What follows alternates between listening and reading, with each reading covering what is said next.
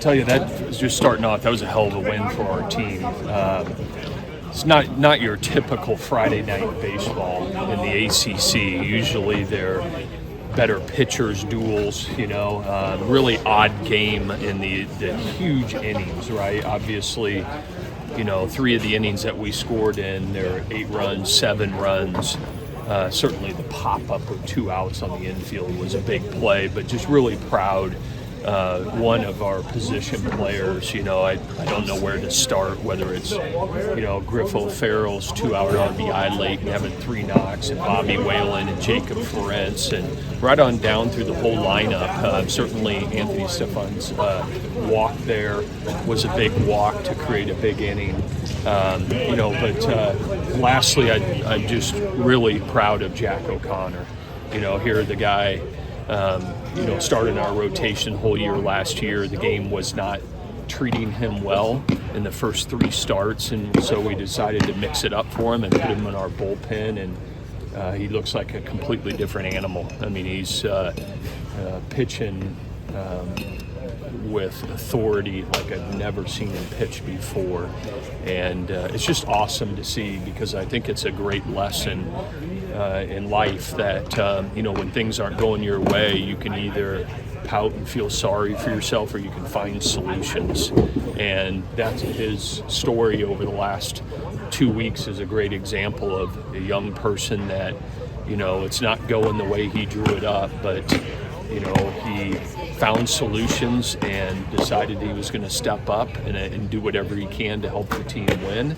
And it's been a really, really big boost for us. So great to get the first ACC home game. Certainly it's going to take everything, because Wake Forest has a great team, for us to get another victory. I was going to ask about Jack, especially given the pitching up until he came in. How important was it for you guys to get not only 1 shutout, but 2 and then 3? Yeah, well, I was actually going to go to Jack in the 7th inning if we were within 2 runs.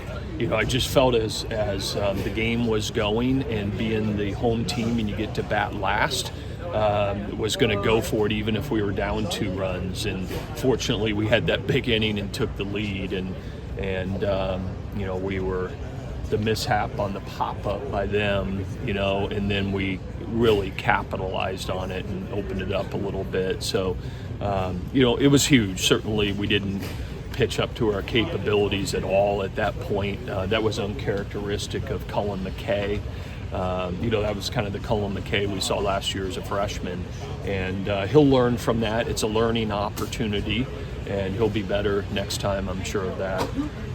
What is it about this offense that when it gets rolling, it's so hard to stop? I mean, you have those 2 massive innings in that. Yeah, well, I just think the offensive ball club, there's threats from everywhere in the lineup.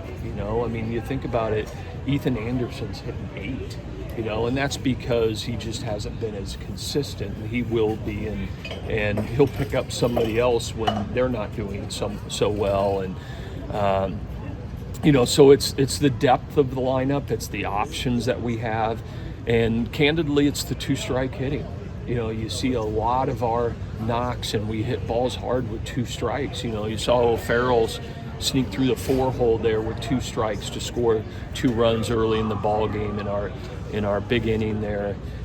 So it's a tough-minded 2-strike approach, and I think there's a lot of skill in that lineup from the top to the bottom. I mean, look at what Bobby Whalen's doing. I mean, the guy's got to be hitting close to 500. There's a lot of guys that are really, really tough outs.